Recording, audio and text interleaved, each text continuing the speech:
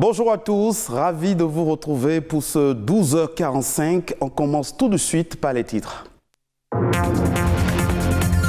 La dépendance au jeu est souvent source de plusieurs pathologies psychiatriques. Une addiction à tout jeu ludique ou vidéo favorise aussi la perte des notions de plaisir, de convivialité et devient une maladie. Précision à suivre.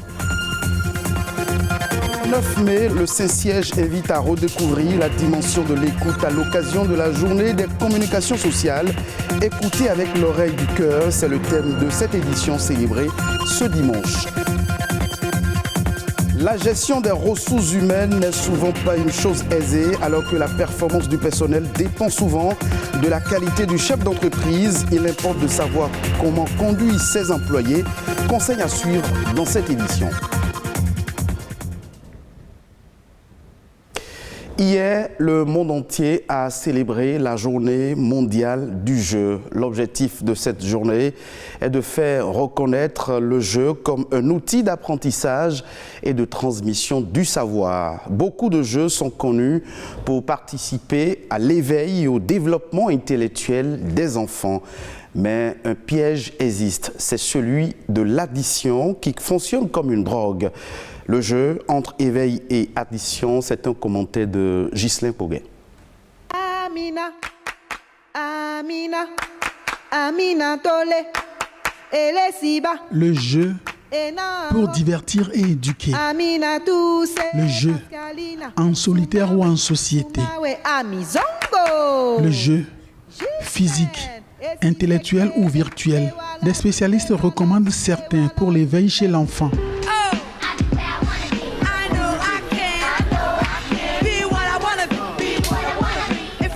Il y en a qui aiguisent l'attention, développent la mémoire, cultivent l'agilité physique.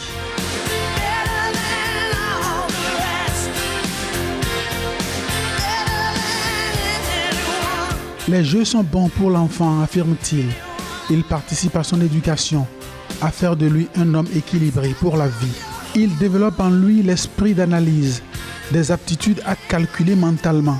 Le Hawali, concentré d'arithmétique et de probabilité, est un exemple éloquent.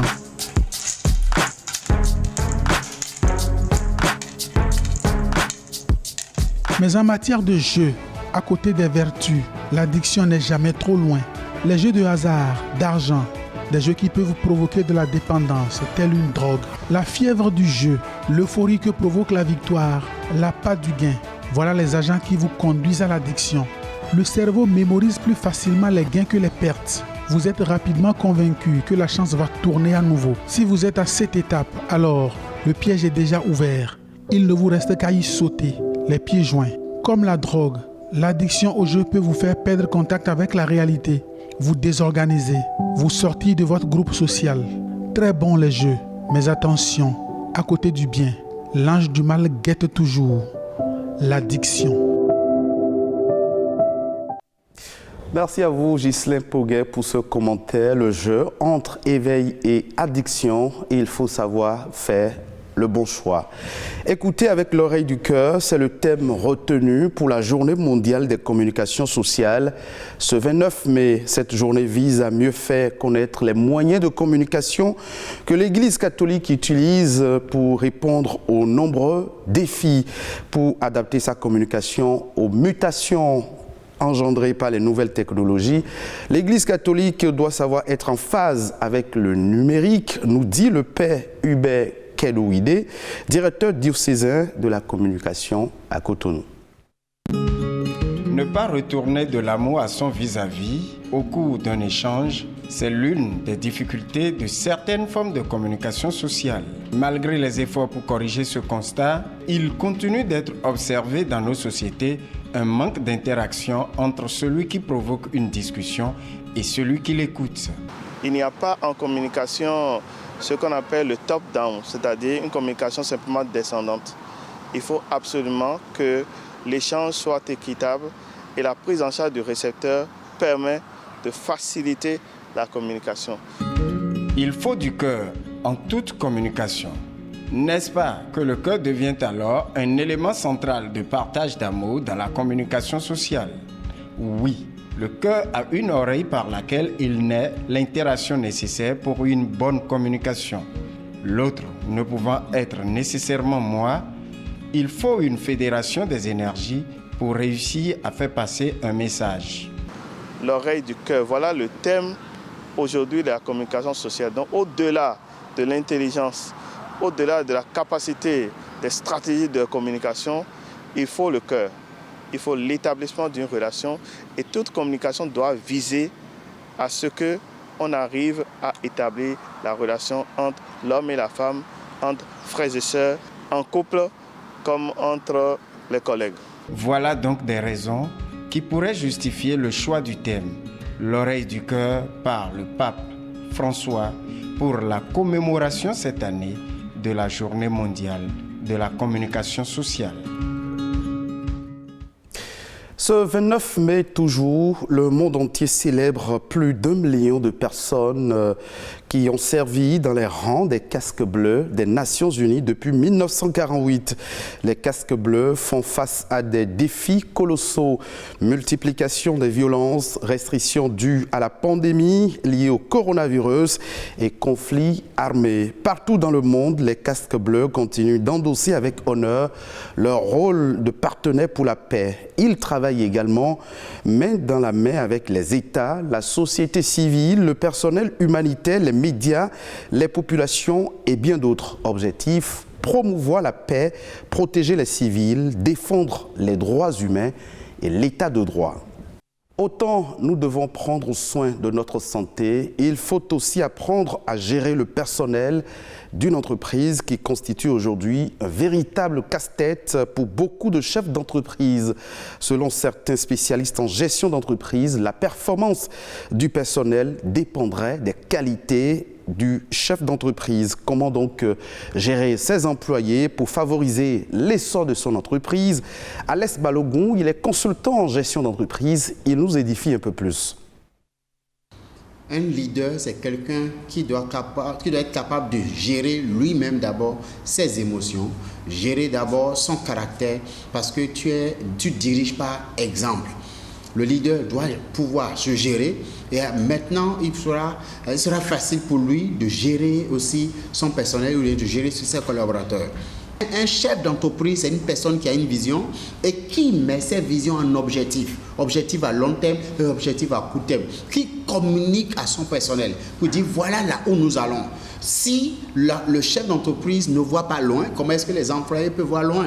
Vous devez comprendre que les collaborateurs, pour qu'ils puissent donner leur meilleur, il faut des systèmes en place. Un, c'est d'abord les fiches de poste. Donnez à chaque personne ce que vous attendez de la personne. Le cahier de charge bien défini. J'attends de toi telle chose et telle chose de façon claire. La deuxième chose après la fiche de poste aussi, c'est un système d'évaluation mensuelle. Le personnel doit être évalué à la fin du mois.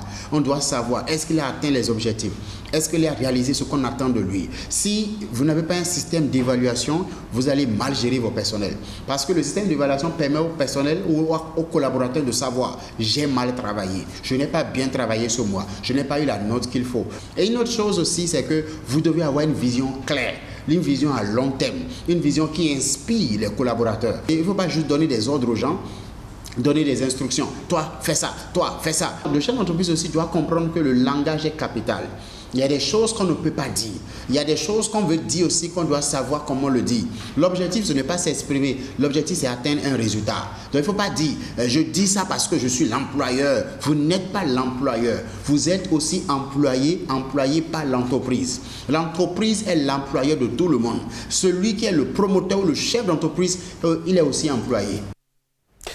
À l'instant, Alès Balogun, consultant en gestion d'entreprise. En bref et en images, au Nigeria, les besoins en engrais sont de plus en plus élevés et sans cesse croissants au regard de la nécessité de développer la production agricole pour nourrir une population de près de 200 millions d'habitants.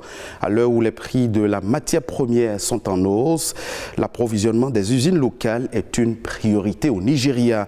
Les autorités veulent acheter 105 000 000 tonnes de potasse depuis la Russie et le Canada pour permettre aux usines d'engrais de disposer des matières premières. Objectif, le Nigeria vise à terme à développer sa capacité de production des engrais mélangés. Direction le Sénégal. Les Nations Unies estiment que 2500 quelques langues à travers le monde sont menacées de disparition. Parmi elles, il y a le ménique, parlé par les Bédiques au sud-est du Sénégal. Pour sauver cette langue, Béni Fadi, un chanteur, se bat avec seule âme la musique. Je vous emmène au village de Bendafassi à la découverte de ce chanteur. Benoît Fader est en mission. À 36 ans, ce chanteur se bat pour sauver sa langue, le ménique. Le ménique n'est parlé que dans cette région rurale du sud-est du Sénégal. Elle compte moins de 4000 locuteurs chaque année, moins nombreux. C'est une catastrophe quand même de voir une langue disparaître. Je le dis souvent, je dis que ce serait pas bien de ma part d'être témoin de ça. Chanter dans sa langue pour la perpétuer, l'initiative de Benoît est très appréciée à Bandafassi, son village d'origine. Ce forgeron traditionnel a repris espoir grâce à lui. Je remercie Benoît et l'encourage dans sa dynamique. Si aujourd'hui la langue ménique continue de résister, c'est en grande partie grâce à lui. Nous, on est trop vieux pour faire quelque chose. C'est aux jeunes de mener le combat. Benoît est une star à Bandafassi, mais son ambition ne s'arrête pas là. À 700 km de son village, à Dakar, la capitale, son premier concert se tient à guichet fermé. Sénégal, est-ce que ça va? Dans un style électro, Benoît a conquis un public cosmopolite qui danse pour la première fois sur une musique en ménique. Aujourd'hui, j'ai l'espoir quand même que cette langue ne va pas disparaître. Parce que vu que tout ce monde-là, et j'ai prononcé le mot bédique, c'est aujourd'hui que tout le monde l'a connu. Donc j'ai réussi ma mission, je peux jubiler. Yeah! Après Dakar, le musicien va partir à la conquête de Paris et Berlin fin juin. Ce sera sa première tournée internationale. Ce sera tout pour cette session d'information. Vous pouvez revoir cette édition sur le www.ortv.bj. Merci de nous avoir suivis.